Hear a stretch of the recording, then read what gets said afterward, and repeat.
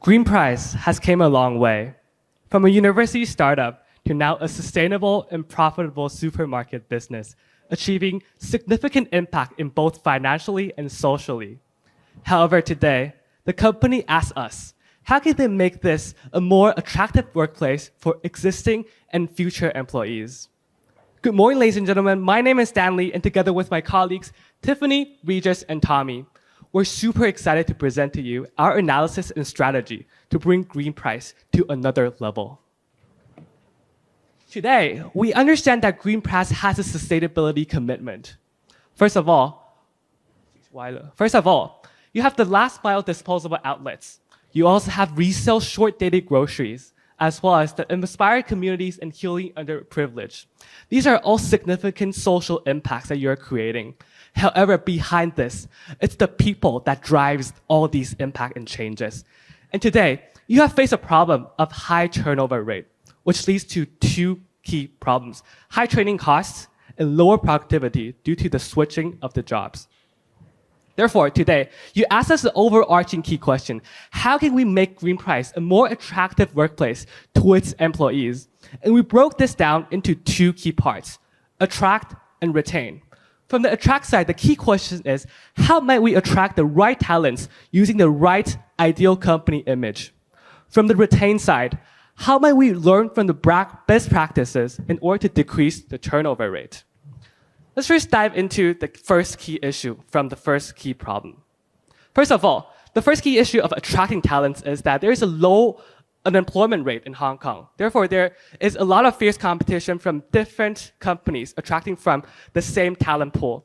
From a direct competitor perspective, there are supermarkets such as Park and Shop and Welcome, and there are also other convenience store chains. From indirect competitor perspective, there are other attractive industries such as financial sectors or blue chip firms.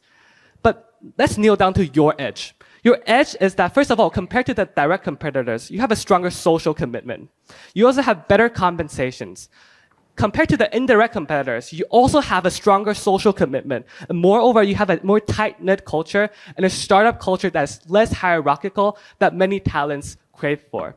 Therefore, the core is actually the social value that you stand out when you compare to both indirect and direct competitors. Therefore, the key insight here is that when you attract talents, attract niche, not broad. Why not attract broad? First of all, it's very difficult to assess the long-term loyalty. Secondly, it's additional efforts and extra costs, which I'll bring you one of the data. Actually, 70% of the Hong Kong students think that a sustainable job is very attractive, but a springboard for their CV for another company.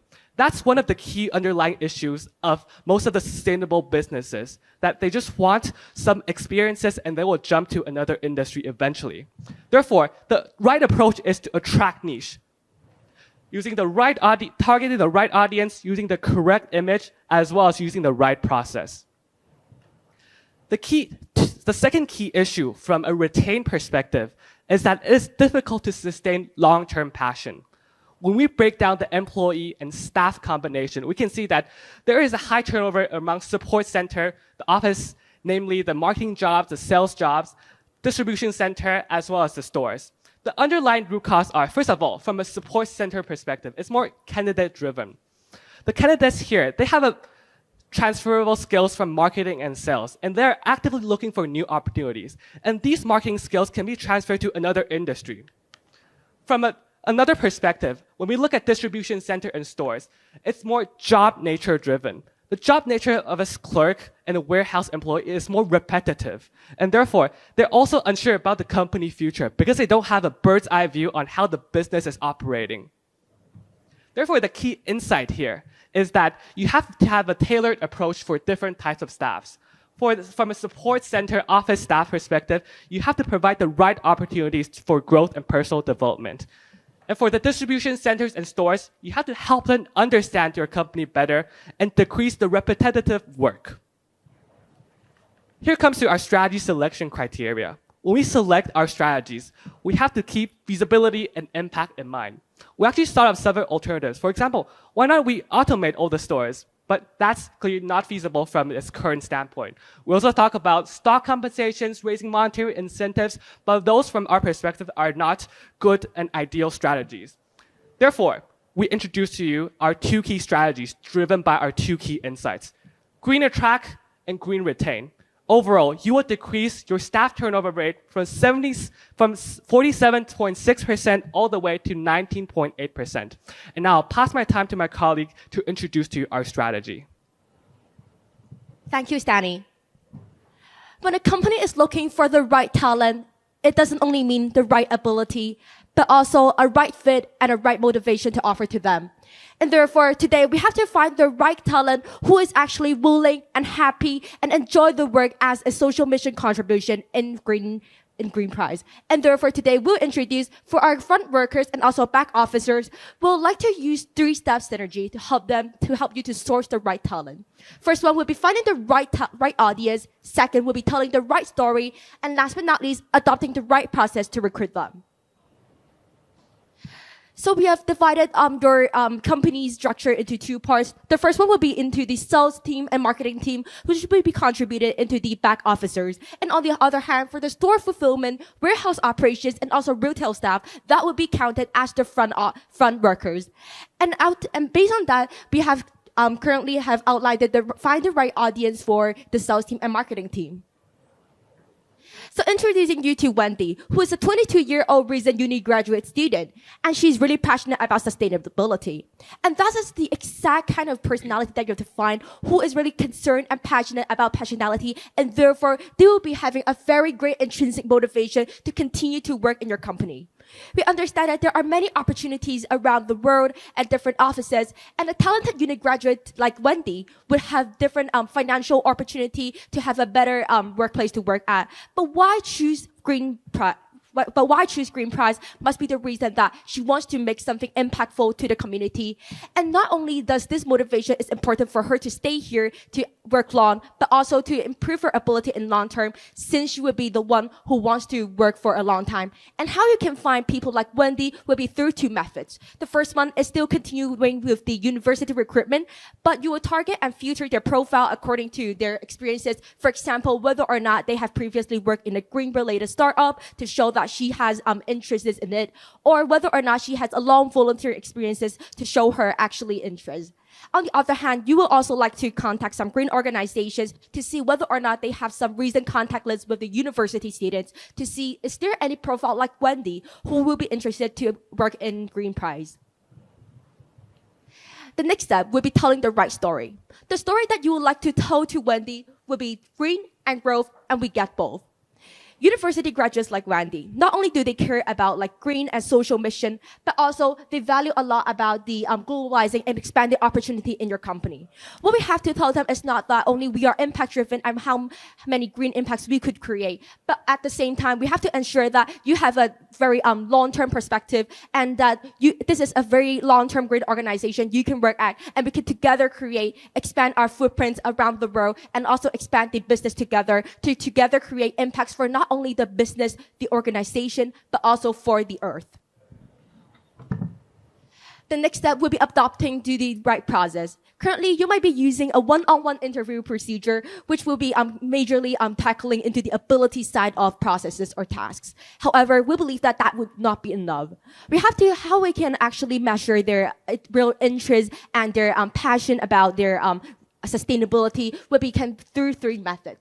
The first one would be through the group activities by, say, for example, organizing activities like beach cleaning or farming. These actual hand-on experiences would be the actual experiences that we can test out whether or not one candidate would be interested and passionate about actually changing the environment. Second one would be some post-interview observation. It might sound simple, but simply by having a meal with them or having a conversation with them to know about their daily habits, whether or not they're really concerned about, for example, removing plastics from their meals. Only from these habits, we can know that actually one candidate is really truly passionate about the green. The last one would be some internship program that we can offer them hand-on tasks and also trial with them to actually offer them with at a more like probation period to see if a candidate really suits with our company. And lastly, we could meet Wendy when she's actually passing the interview. She'll be able to stay with us like a family in the long term. The next one will be meeting and other audiences for your front workers. Your front workers will be actually having a lower education qualification requirement. However, they must be very willing to learn, since we are hoping that we can actually transform this group of workers into a more potential growth, and we can be able to educate them. And the right story you should tell to them would be we grow and we go. In terms of we grow, as we are actually targeting as some underprivileged groups who might be some ethnic minorities, we would like to provide them with more educational and learning opportunities. And therefore, in terms of grow, we are hoping to offer them with more equal learning opportunities. And on the other hand, for the glow side, we would like to actually offer them with more compensations and also a future perspective that they can grow more. And last but not least, in terms of the interview questions you should focus on, will be on the hands-on problem-solving side, and also see whether or not they have some idea creation. For example, how to solve a store conflict in order to see more about one person's thinking and to know more about their potential for growth in our company. And last but not least, when Sam is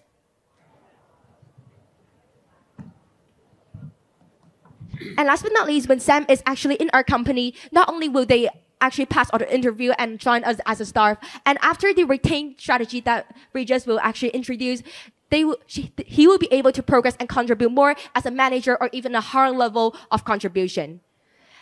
And in terms of implementation details, we're happy to share it more in the Q&A section. Now I will pass my time to Regis to further elaborate on that. So now that we've attracted the right talent, I think the most important step next is to retain them. And therefore, we are introducing Green Retain, where we have a tailored approach for different types of staff. For proactive staff and underprivileged staff, regardless of whether their positions are front or back office, we'll be introducing the concept of squads, as well as tribes, and a job rotation program. So concerns of more proactive staff is that they want more new and novel experiences at work. So how exactly can we provide that? We're introducing the squad concept. A squad would be includes 4 to 5 members of highly motivated and proactive members, and they will be in charge of leading innovation at Green Prize. It will be aligned with Green Prize's social missions, which include waste prevention, affordability, creating aha moments, as well as improving livelihood of the people. So how exactly would a squad work? I'll be happy to discuss more later, but the 2 key steps is that firstly, we have to select and recruit the right squad. So we'll be having cultural tests as well as job observations to make sure that we get the right people on board. As for the squad operations, a key feature is that there will be no input or management from seniors. So this makes sure that the squads are operating independently without any pressure, so they can have more creative freedom and therefore drive innovation. As for our second tactic, it would be a job rotation program, which we believe would be very important to help the more underprivileged staff. So key concerns of underprivileged staff is that they want more growth opportunities and to be able to upskill themselves. So take an example of Mary, who is a frontline staff working at a retail store. She wants to learn more about how Green Price works, perhaps when it comes to marketing or fulfillment, so she can enter this job rotation program to experience all of it. So firstly, she can select the rotation program, and then she'll attend and learn along with a guide, with a leader. And finally, at the end of the program, she'll be able to review what she has learned, as well as deliver her insights that she had uncovered into her own work. To further support our job rotation program, I would also like to introduce to you the concept of a tribe. So what exactly is a tribe? A tribe consists of 7 to 8 members from the job rotation program, and it will be led by a tribe leader. The tribe leader will be a proactive member who will be in charge of creating a family-like environment for the underprivileged staff to learn and grow. Moreover, we'll be in terms of our implementation, there are 2 key steps. So firstly, we have to work on our job rotation program. For new recruits, new hires, we'll make sure that the job rotation program is mandatory so they're able to better onboard with how Green Price works. As for existing hires, they can get a referral from their senior team leader in order to join this job rotation program. The program will last for about 4 months, and we want to emphasize that it's like a tribe, it's like a family. So at the end of the program, we want them to contribute back. And they can do so in 2 ways. So firstly, they can elect themselves as the next tribe leader to continue this tribe. or they can simply apply what they have learned into the business, so the business has a more global, holistic view of how everything works. As for the Tribe Leader program, we'll be selecting the tribe leaders from university graduates because we think they're the most passionate as well as proactive. We'll be conducting surveys, job observation, and casual interviews to understand whether or not they would fit this role. And finally, at the end of the program, there will be, of course, a review and feedback session. So we think that our strategies that we introduced today are really feasible because we took consideration from some case studies from companies like Google as well as ING Bank, where they have adopted a very similar idea when it comes to the squads. So for example, Google X is an innovation program where the staff can spend about 20% of their work time working on any project that they want. And this resulted in the development of Google Glass. As for ING Bank, they have adopted an agile working mode, which focuses around an idea of having tribes, clans, as well as champions to lead and drive education as well as growth of employees. And finally, I want to summarize the key benefits of the strategy that I introduced today. As for the squads, it will be really attractive for the proactive members because we help them gain additional experiences with self-initiated projects. These projects will also spearhead innovation at Green Price to make sure you align with the social missions that you want. As for the job rotation program and tribes, we help different staff upskill as well as have a better understanding of the solid business model of Green Price. And ultimately, they can transfer these skills that they have picked up from the other department into their current line of work and thus enhancing the efficiency. Thank you, Regis. Now moving on to impact on financials. Regarding Green Attract, we have chosen the offer acceptance rate as our key performance indicator because this actually measures the compatibility of our potential candidates with the values of Green Price. So we will be increasing it from 60% approximately in 2023 all the way to 90% in 2028 because of our dedicated recruitment methods. Second of all, regarding Green Retain, we'll be reducing the staff turnover rate from around 47.6% all the way to approximately 19.8% weighted in 2028. Regarding more qualitative impact created, we'll be creating impact on 3 different areas: the employees, community, as well as the environment. We're happy to discuss it further in the Q&A section. Regarding the new hires, we'll be utilizing a funnel approach of how do we actually recruit our members. For example, regarding more higher qualification, we'll be recruiting from the newest batches of university students, as well as some that are currently in the workforce, where we believe approximately 10,000 of these employees. And then gradually through a funnel, through different of the interview stages, for example, group activities or post-interview activities, we'll be gradually narrowing down our candidates that are actually matching Green Price's own identity. Regarding the lower qualifications, we plan to reach out to different community centers. We'll be taking a phased approach, which will be introduced later. Regarding the turnover rate projection, since we'll be gradually replacing the current employees who are less targeted or direct with Green Price's own value proposition, we believe that we can gradually decrease the turnover rate due to 3 key factors. First of all, job satisfaction. Second of all, staff well-being. And third of all, economic status. Regarding the cost breakdown, we will be incurring an initial capital expenditure of approximately $600,000, which we are happy to discuss later in the Q&A section as well. Regarding the incremental cost and benefit analysis, you can take a look at over here. In the first year, we'll be incurring $600,000 in initial investment. However, we will also see a return upside in the future 5 years based on 3 key reasons. First of all, reducing the training cost of hiring new employees. Second of all, enhancing the efficiency of our employees because they're staying with us longer, so they know the company better, so they're more efficient at their work. Third of all is the recruitment cost, as we see that in Hong Kong, recruiting a new employee is very expensive, which takes approximately $8,000 when you try to recruit a new member in this situation. So strategy can actually generate a return on investment of approximately 36.4% annually. Regarding our implementation timeline, we'll be taking a phased approach to further extend the impact of our strategy. For example, we'll be launching a pilot with 3 community centers for Green Attract in 2024 and gradually upscaling to around 10 community centers in 2026. Regarding Green Retain, we'll be piloting our first squad at the 4th quarter of 2024, and we expect to reach up to 5 squads by 2028. Tomorrow's next step includes, first of all, you need to set up your recruitment system and guidelines. Second of all, reach out to community centers, and finally develop a rotational program. risk and mitigation, we're happy to discuss further in the Q&A section as well. So putting everything together, we believe that green price is a very sustainable, innovative solution for Hong Kong regarding food waste problem. But to make it more sustainable, we believe that we need to focus more on the human resources side as well. Therefore, with our strategy, we can first of all attract the right talents that fits green price value proposition. And second of all, retain the right talents by lowering the turnover rate, by enhancing their engagement in the job. Thank you. Are now open for questions.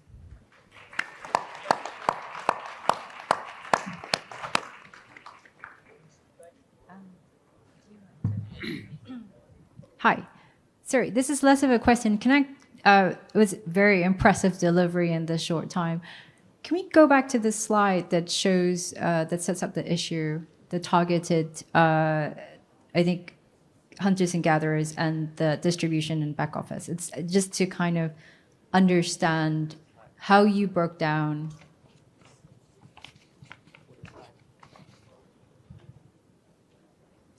Because we see a higher turnover rate for support centers. Yes, okay, this is perfect. Thank you very much. So my question was, as you were coming to the conclusion of your presentation, you talked about bringing down the turnover rate. That was very impressive. I appreciate you calculated the weighted average. But what I enjoyed was that and your key issue, the way you laid out, is that turnover rate was much higher in the support center, and then store and then distribution.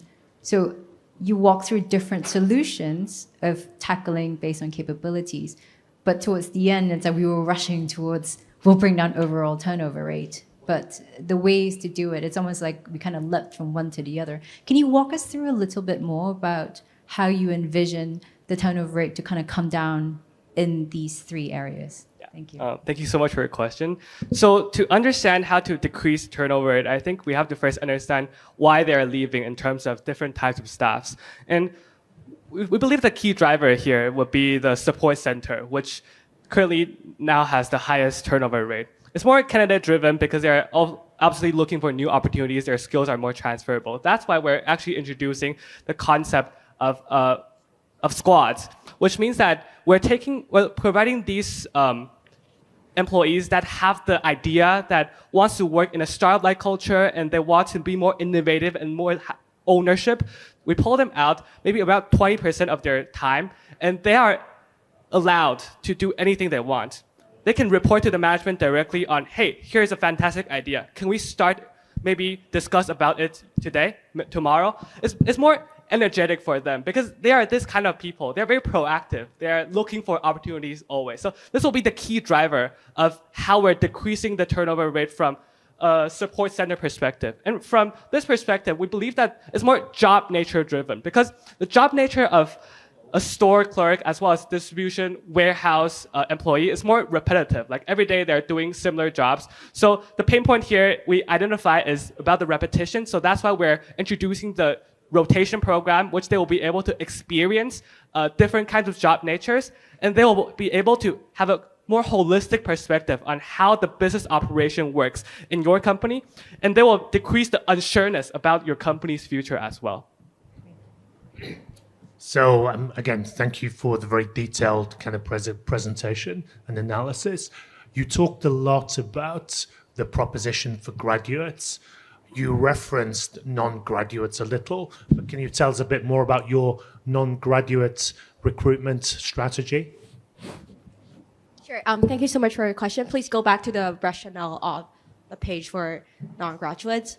So as Regis has introduced that for the non-graduates, we're trying to have a program that we're trying to bring them to rotate into different jobs and let them to try out different office works that they might not be able to experience in other companies. And I think this is one of the highlights that we want to bring to you because during our Attract part, we have actually considered this part. We're trying to find the talents that although they might not be that educationally qualified, however, they actually have the kind of talent and the heart to actually be passionate and to learn more. And therefore, when we're selecting these non-graduates, we're trying to actually screen them by, firstly, we're looking into their CV, whether or not their previous experiences have showcased that they're able to become a manager or able to learn a lot of stuff, skills, or knowledges, or being more able to work attitude in their previous experiences. And the second one would be actually seeing their one-to-one interview, asking them questions such as how they would tackle a crisis when they're facing with their partners. By actually asking these questions, we're not asking for their book smart, but actually street smart,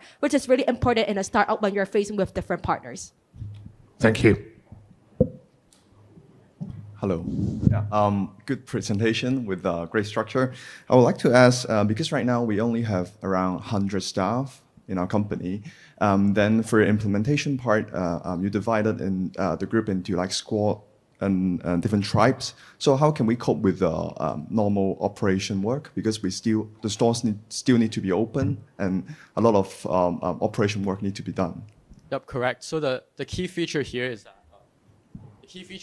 that for both squads as well as the tribes or even the job rotation program, we ensure that we take reference with like Google and the other companies. It won't take up more than maybe 10%, 20% of their actual working time. And so most of it is very similar to on-the-job training. So for example, let's look at a retail staff, which you raised. So a retail staff, she could be interested in joining job rotation, for example, with maybe a marketing team and maybe with the store fulfillment team. So let's talk about the store fulfillment team first. So the store fulfillment team, maybe they would come in throughout the day to stock the shelves. So this is the exact learning opportunity for a frontline retail store staff. As for maybe the marketing, we understand that for marketing, maybe it's more of an office job, but for the marketing to be actually effective, I think it's really reasonable that the marketing team would have to visit the stores, or maybe even on like a weekend, or maybe we'll take one half day off from the actual retail store opening hours and have the retail staff come to the office to understand and have a look at the marketing materials or maybe the plans for marketing promotion.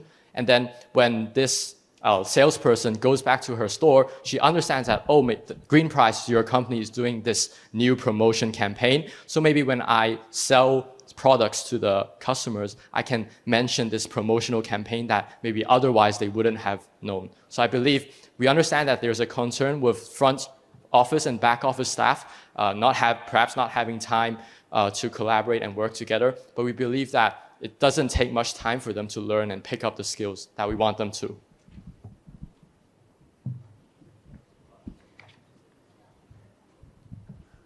Obviously, a lot of work has gone into this, and you came to some clear conclusions and recommendations. Did you consider other solutions to this? And if so, how did you decide which one to go for? Yes. Thank you for your question. Actually, before coming up with the solutions, we adopt a more creative framework. So first of all, we ask ourselves, is it a need to have staffs, right? Because there is a lot of case studies on new technologies, automations, etc. But we believe that this is not feasible. First of all, because of technology issues. Second of all, it's because of people as the core of our business. We're not only solely making profits, but we're also looking after the people and the community. So that's why we did not adopt this strategy. Another thing is we also look at, for example, stock compensations or other ways typical ways that corporates might motivate employees. But we saw that that's not the right proposition, because if we are targeting these people that are effective in these ways, then they'll eventually be driven by this money and go to somewhere, maybe a blue chip or financial sector that earns a higher profit. So these are some of the alternatives that we came up, and we do believe that from an impact and feasibility perspective, like our strategies are the most ideal. Thank you. I know you didn't have time to go over, but David raises a good question, because, when we're reading the case study, I actually was quite fixated on this, and we moved on quite quickly. I like that you had high tech automation, and it was impacts very high. It is applicable, right? Because it's different parts of the operations and on the back office. Could that have been a partial solution? A mixture of automation, people. We may not have time to be this nuanced, but was if you had more time to pursue other solutions, what would that look like? So I think regardless of which solution we look at, we have to look at three things: people, process, technology. Do you have the people?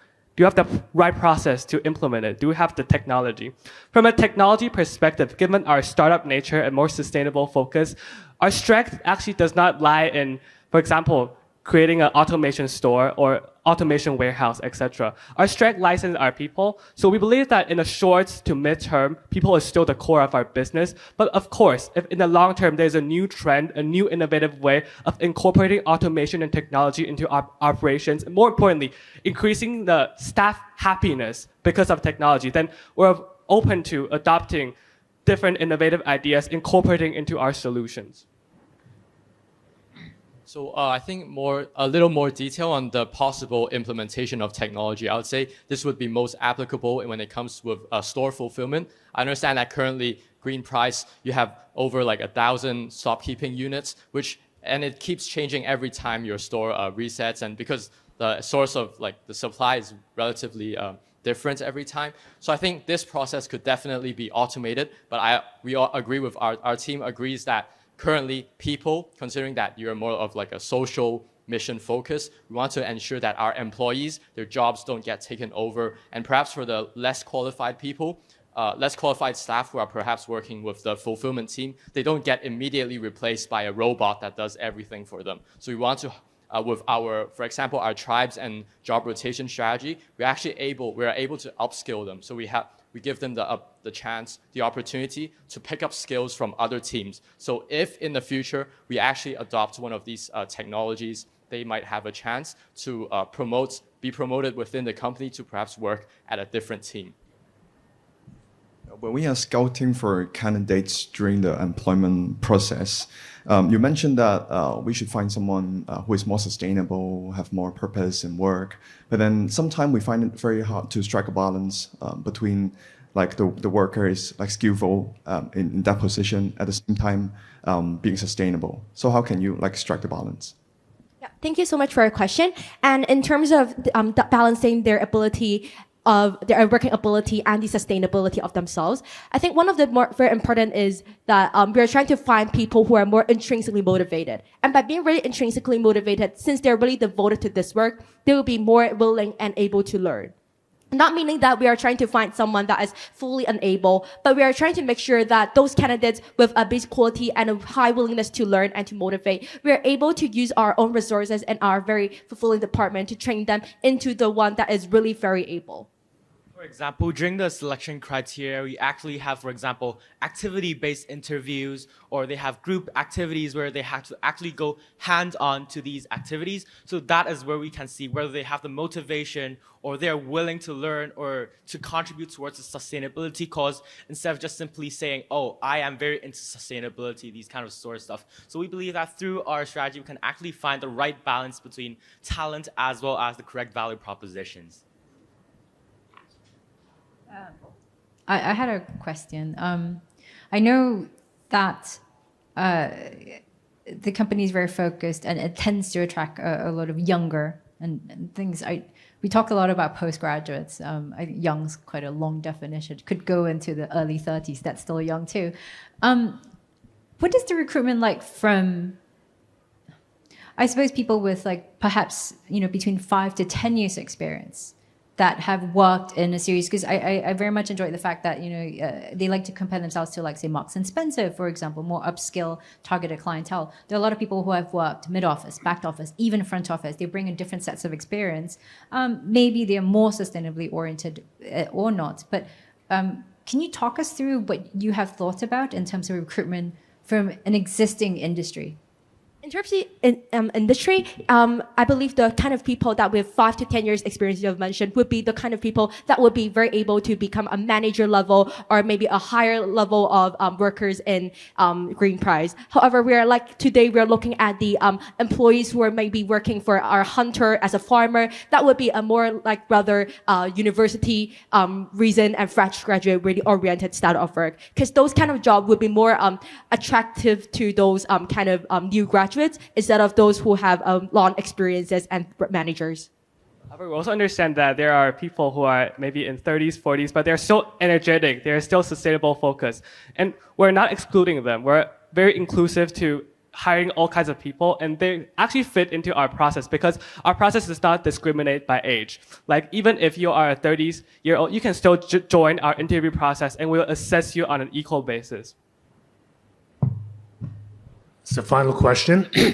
What's been the easiest part about this presentation and the most scary part? I think the most easy part is trusting my teammates because we've been working together for so long. So it's very easy to trust them. Like, I trust their abilities and their attitudes. And I think the most difficult part is about answering the questions. We believe that because we think that, there might be some unexpected questions. So we're kind of nervous on that, but hope we address your questions well today. Thank you, judges, for your questions, and thank you, the Hong Kong University of Science and Technology, for their wonderful presentation.